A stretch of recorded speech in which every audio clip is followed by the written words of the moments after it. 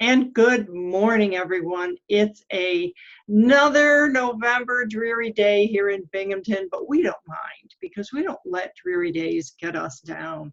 We're just happy for every single day of our lives. I hope you feel the same. I wonder though, given that we're at the end of November, so ladies, how do you really feel about those numbers that you have to deal with at this time of the year? Yeah, if you're like me, you're a little bit scared of them. And that's why my guest today on Smart Woman Conversations with Yvonne DeVita is going to help us understand and get rid of those fears of our numbers. Joy, welcome to the show. Thank you. Thank you for having me. Very delighted, very delighted. Now let me read a little bit about Joy. Joy-Alford Brand became a licensed attorney in North Carolina in 1999. She has practiced bankruptcy law for 17 years. In 2015, she published a book on personal finance. We're going to talk about that, based on her experiences as a bankruptcy attorney. Her book is called Money Basics, Keeping It and Growing It, and I will share the link. You have a link for me, correct, Joy, that people can get this? I do. Yeah. Mm-hmm. She also founded newcashview.com to teach people basic personal finance techniques to help them avoid filing for bankruptcy and how to learn to be financially empowered. And it's really a great site, folks. I've been there, Joy, and I was really pleased with it because let's just put it out here on the table. Yvonne is not a numbers person. If you put numbers in front of Yvonne, she will mess them up somehow. So welcome to the show. And I would like to hear a little bit before we get into, I want to talk about chapter 2 in your book called It's All in Your Head. But I would like to hear the story of how you decided to do what you're doing now, and you talk about it in the book, but tell us the journey. Well, I always knew I wanted to be a bankruptcy attorney. First of all, when I was 8, my parents got divorced, and right before they got divorced, they filed for bankruptcy. They filed a Chapter 7, and this was, of course, back in the 70s, right before 1980. Mm-hmm. And I saw how that bankruptcy just relieved so much stress for my parents. And, great people, but not great at managing money, like most folks, right? Who aren't, because we're not taught how to do it in school. And you can't teach what you don't know, So, fast forward 20 years.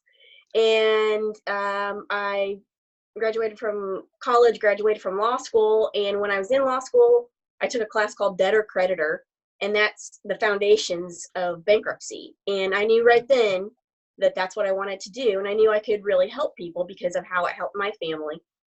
And then fast forward another 20 years, I was actually sitting in bankruptcy hearings, 341 meetings, we call them. And I heard a name called, and this is about 2014. And I looked around, I thought, wow, that name sounds so familiar. And I watched a couple walk up to the front of the room to have their examination, their hearing. And I realized, it hit me like a ton of bricks. It was really an aha moment. And I realized that I had filed a Chapter 7 for that couple about 10 years prior, give or take. And I just, it was, in a way, it was a crushing moment for me. And it's not that I haven't had multiple repeat filers before, but in that moment, I thought to myself, I'm not helping people. I'm not helping people. And they could have had a life-changing event. There could have been any number of circumstances that resulted in them being in a situation where they felt like they needed to file again. And I'm glad they had that resource to help them get back on track. But at the same time, I was thinking to myself, this is not helping people on a larger scale. It's not helping. I want to help people avoid having to file in the first place. And so that's how I transitioned. I started my transition from the active practice of bankruptcy law to new cash view, to trying to help people learn smart and simple money management techniques. And that's awesome. Smart, simple money management techniques. Because, as I said, I'm not a numbers person. Everyone knows I'm not a numbers person. But it's interesting to me because you're talking about the journey that you went on, and from your parents' divorce to where you are today, perhaps. I believe that today I'm much better with numbers than I was in grade school or high school. Yeah, back when I was in high school, a little bit older than you didn't get the help that you needed if you were falling behind. It was just your problem. You had to catch up, or you had. So I hate to admit, I think I failed geometry twice, and I just totally gave up on it. And it scared me. I think it scarred me for life. And that's why I want to get into It's All in Your Head from your book. I mean, when I got to chapter 2, I just was like, this is so familiar to me, and it really made me feel like you get me. You really do. You know, I wanted to say, yeah, here, can I read this? So this is Please. in chapter 2 of her book. I know for a fact that financial security is a state of mind. Hear me out, scoffers. Remember, I've been a practicing attorney since 1999. Between 1999 and 2015, I practiced consumer bankruptcy law for a combined total of 12 years. During that time, I've spoken to thousands of people about their financial situations. Over the years and through countless conversations, I've come to realize that many of the people I've talked to have had the same spending patterns and general behavior, or a behavioral common denominator. What do you consider the behavioral common denominator?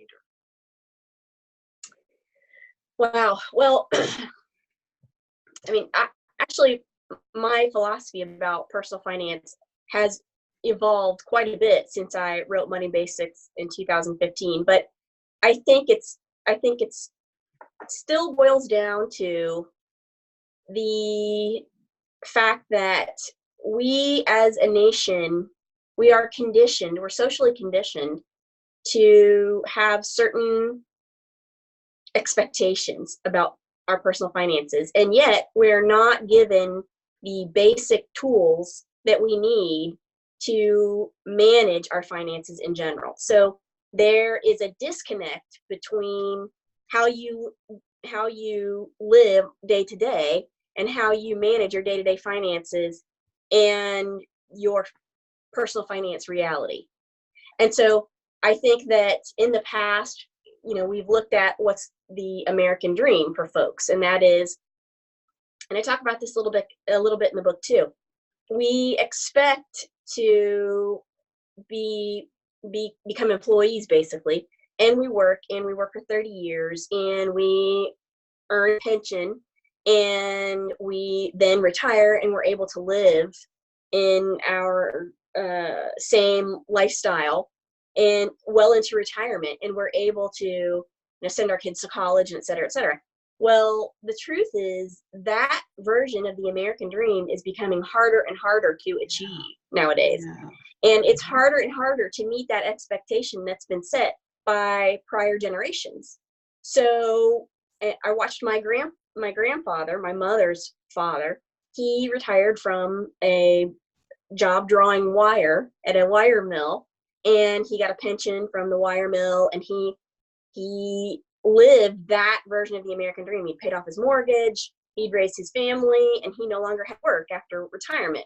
Well, even my grandfather, he was a little bit better at managing money. And by the way, you don't have to be great at numbers to be good at managing your personal finances. I mean, a general, just basic working knowledge of adding and subtracting is all you really need. I think a lot of people get sidetracked thinking it's much more complex and complicated than it really is. But I feel like people go through their daily lives with this idea of what their lifestyle should be like, and they're trying to match it to something that's now far more difficult to obtain than it ever has been before. I really think that, go ahead. You are so right. You are so right. And I will tell you that I manage the budget for the house. I always have. I'm good at that because my mother was a numbers person. We had she had a grocery store, and she could add up, 12 items in her head. I couldn't even add up 12 items on a piece of paper. I'm sorry. I literally would make the customer do it. I'd say, you bought that many items, you got to add up how much it comes to, because I can't do it. But I did learn. I think I did learn that you need to budget for, here's what you bring in. Now you need to understand, here's what you're spending it on, and things like that. But then what happens, I think, is, especially in couples, the husband and wife may have different styles and different ideas about what that spending should be and how it should. And then at the end of the year, you're doing your taxes, and it's like, oh my God.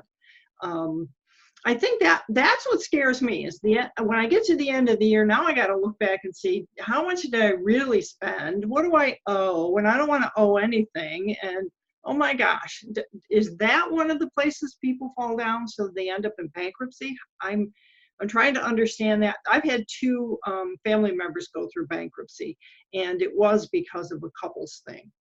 It was because one person in the relationship spent more money than they should have.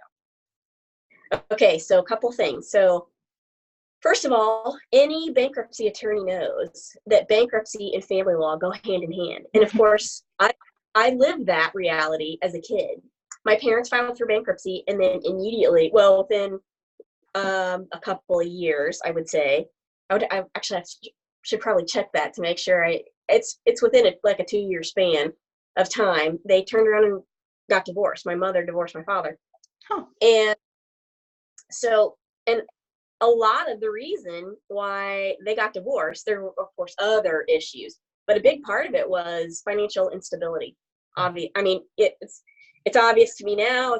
It was obvious then, unfortunately. But the overall issue that we have in general is that we live well above our means, right? We spend far more than we make, because I've had clients come into my office and I say to them, bring all your financial paperwork and et cetera, et cetera. And they will come in and inevitably have unopened bills. They'll have no budget whatsoever, but they can tell you to the date and the penny how much their paycheck is going to be. So what happens is, they know when they're getting paid. They are fully cognizant of how much money they're bringing in, but they don't know how much they're spending, and they don't really want to keep track of it.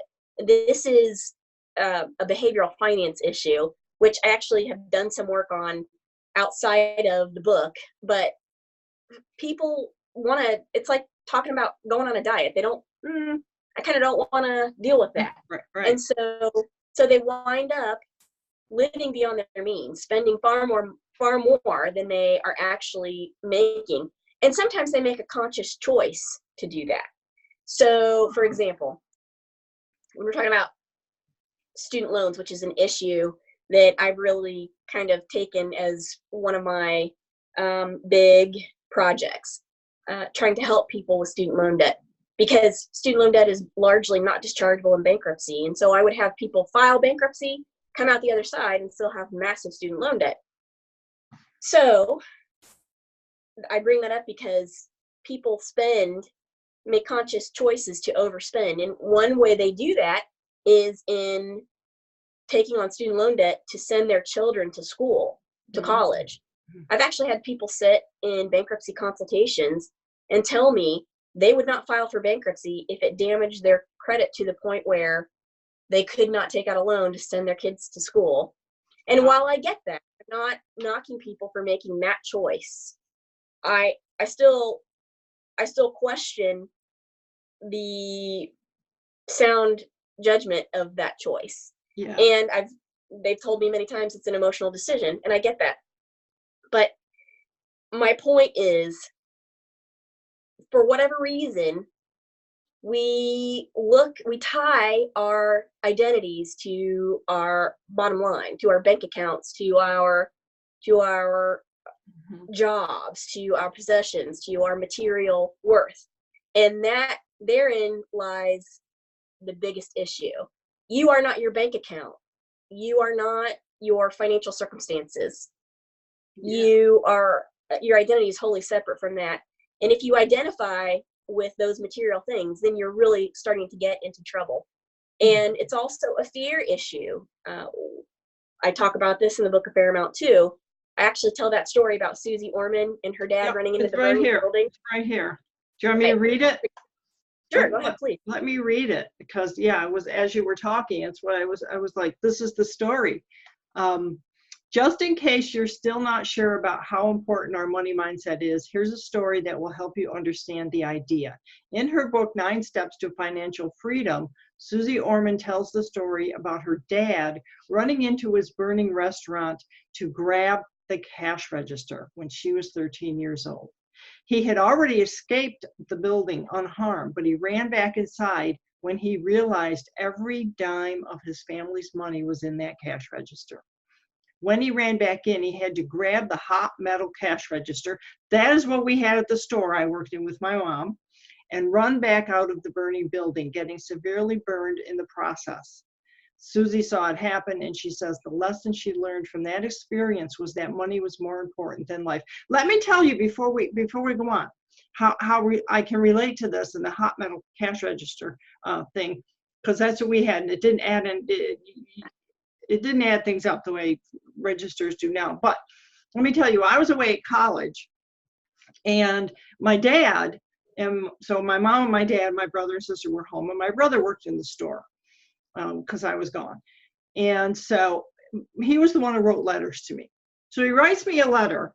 I'm away at college, and he's like, this happened, that happened, I did this at school, blah, blah, blah. So-and-so says hi. Oh, by the way, the store got robbed and somebody tried to shoot Dad.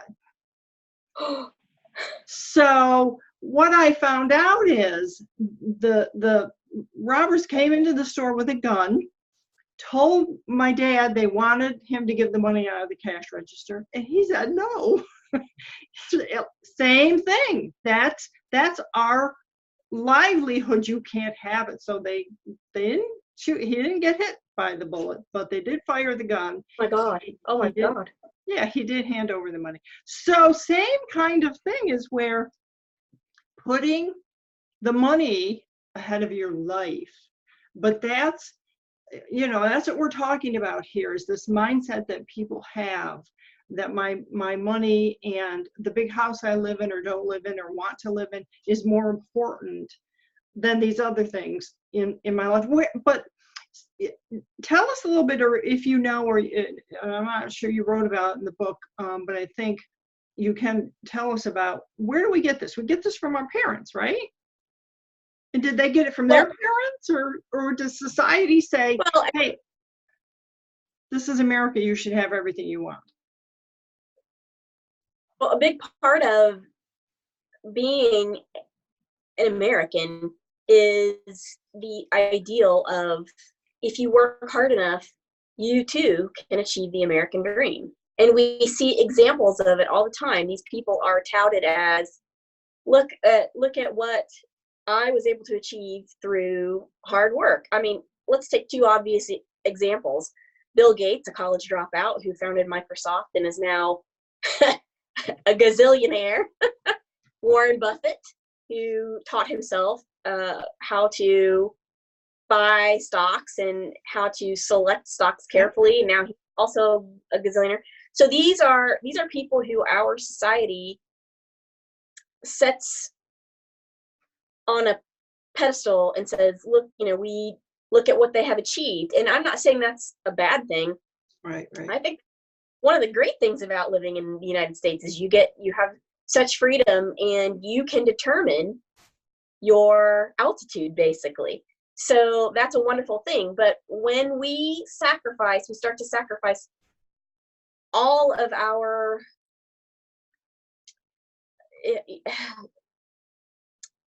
all of the other things that are important to us in order to achieve that status, and we put that as our main goal in throughout our lives, then I think that's where we get into trouble.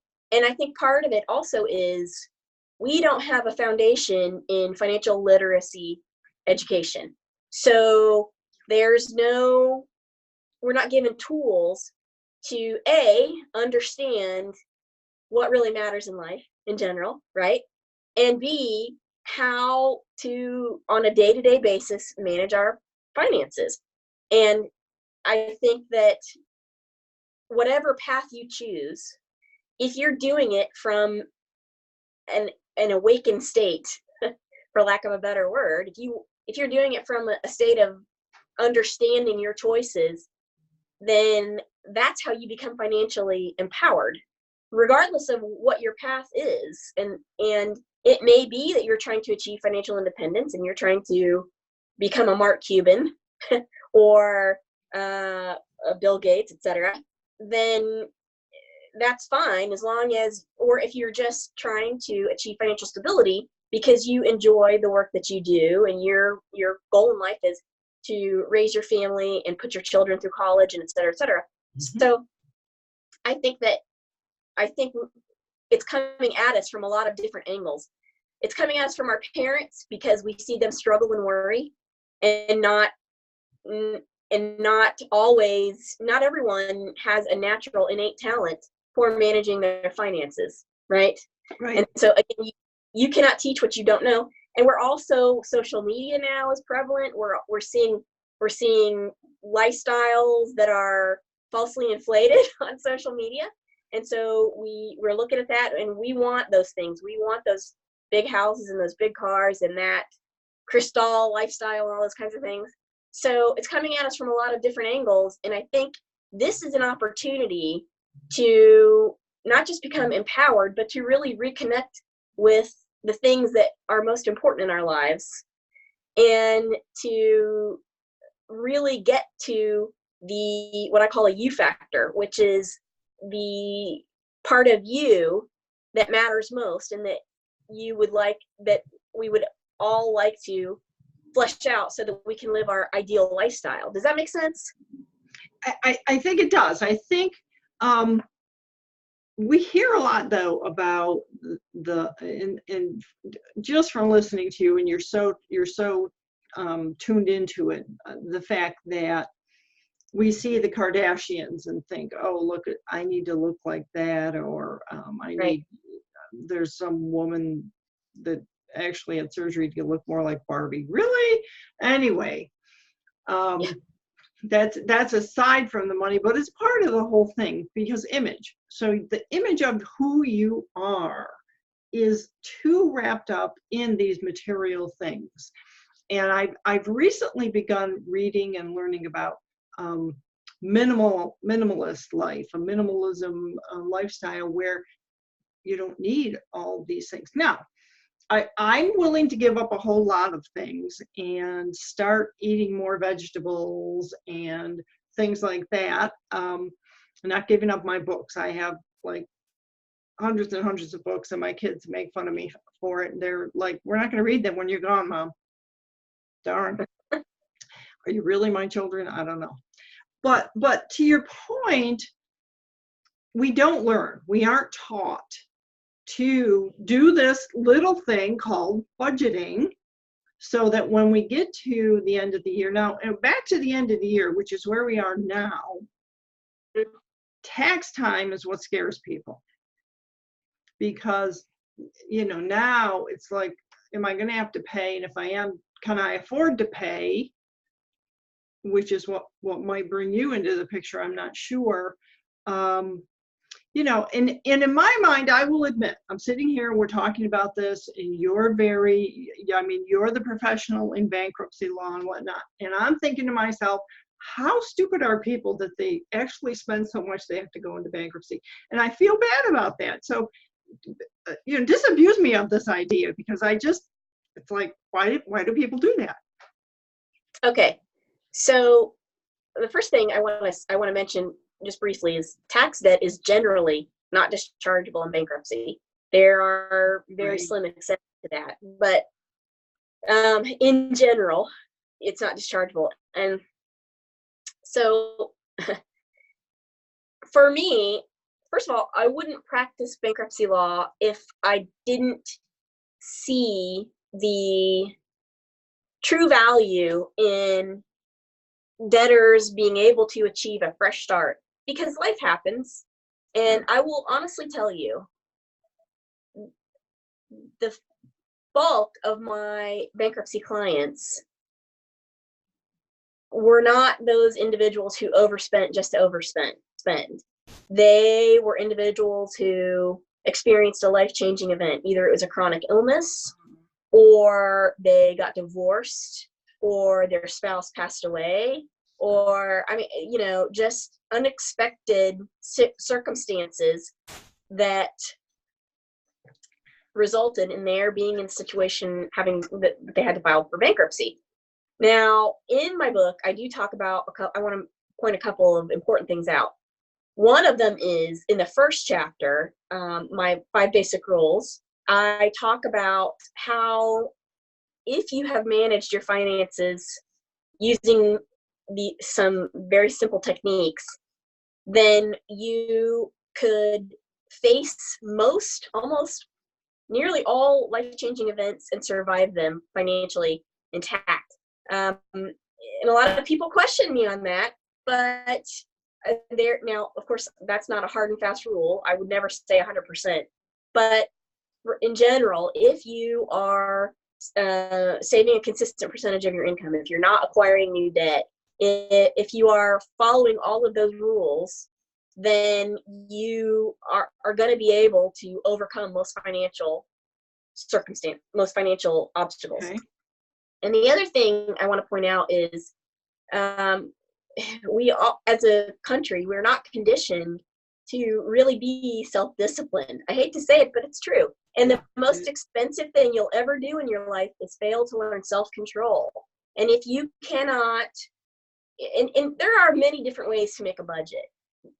We look at a budget as something that is, you know, every day I'm entering every expense and et cetera. Well, there are other ways to budget. There is an idea called reverse budgeting, where you are paying all your bills at the beginning of the month, and then you take what's left over, and that's you spend it any way you see fit. So you may not have a specific money amount that you are observing every month when you're spending for entertainment or whatever.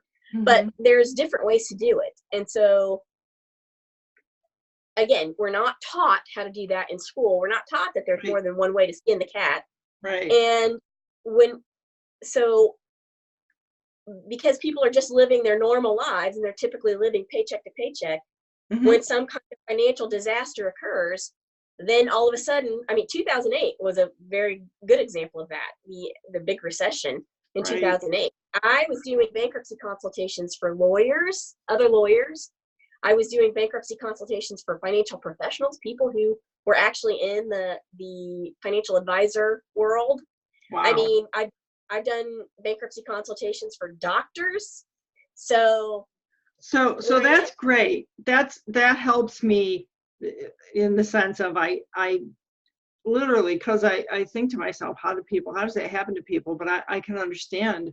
Do you believe, because I know I've read this or learned it somewhere, that you should have 3 to 6 months worth of your living expenses in your savings account? Is that right? Something like that? That's actually one of Dave Ramsey's baby steps. I think it's baby step number 1. I think I can't remember if it's number 1 or number 2, but so and I have a passing familiarity with this program, and if that works for you, great. That's fantastic. But I do think that it's very important to have at least 6 months of your income saved. But at the same time, I really think it's a bad idea to start setting these expectations for people, saying, this is what you should have, right? And then when they see that expectation and they just can't meet it, then a lot of us are all or nothing, right? I'm either going to eat the whole bag of cookies or I'm not going to eat any, right? Yeah. And so people get discouraged because they see that standard, and if they can't achieve it right away, they get extremely discouraged. And I think that's a big mistake, because inherent in that is the mentality of lack, you know? Mm-hmm. So my advice to people is start with $100.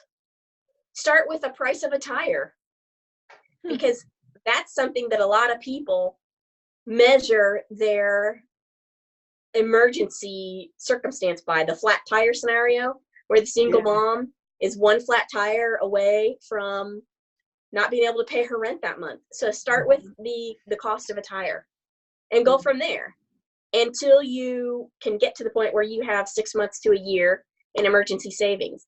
But I think when we start setting unreasonable goals for a lot of people, because people out there who are making $7.50 an hour, which is the minimum wage in a lot of states. Wow. I think it's $7.25 here in North Carolina, I think, but I haven't checked that in a while, and I really need to. But minimum wage is low. How are those people expected to save a consistent percentage of their income when they don't even make enough to live? So yeah, I do think it's a good idea. Good advice. That's good advice to, take what you can, start small, like you said, baby steps. Because I'm back to how in a marriage, husbands and wives don't necessarily do things the same way. It's funny because I actually wrote a blog post about that a couple of years ago, about how spouses. I read a blog called The Dollar Llama, and so how spouses communicate about money. I've had a number of people ask me about that. How do I talk to my spouse about my finances? And in the bankruptcy world, I've done consultations for couples, and then one of the two of them will come back in to drop off paperwork or something, and then tell me a secret, right? Like I have this debt that my husband doesn't know about. Had that happen. So oh man, this is a sensitive topic when I appreciate and understand, believe me. Yeah. So in the end, as we're winding up here, because we're getting to the end of our time, in the end, it's really a people problem. It's right. It's the mindset, and that's why I wanted to talk about the chapter of It's All in Your Head, because we do need to learn these things. And now I can at least tell people, well, here, you can go talk to Joy, because look, watch the video and get her book. I really think the book is great. I really will promote the book. It's especially for, I'm going to say, women like myself. Let's put it that way. I don't want to label anybody else, but I do know a lot of women who just couldn't get it when they were in grade school or high school. And now I think I could go back and I could get it, because I had a lot more life experience and understanding how this is relevant to my life. I mean, back to the old, you're in high school and you're telling your calculus teacher or whatever, I'm never going to use this. Why am I doing this? Well, there's a lot of places that you use things you don't think you're going to use. So thank you so much. Thank you so much for this and for writing the book. And I'm going to share widely. And I want to have you back on again, because there are other parts of the book, yes, that we might want to talk about, and things, other pieces of advice that you might be able to give to the ladies, because the whole mindset thing is critical, right? It's critical, and it's such a people thing. It's not about the cash register, right? Mm-hmm. It's not about the money in the cash registers. It's about us. It's about how you think and how you plan and things like that. So yes, I'm definitely going to want to have you back on. I want to thank you for being here, Joy. And I will let you know when this posts. It'll be a couple weeks, because I have a few in the queue at the moment.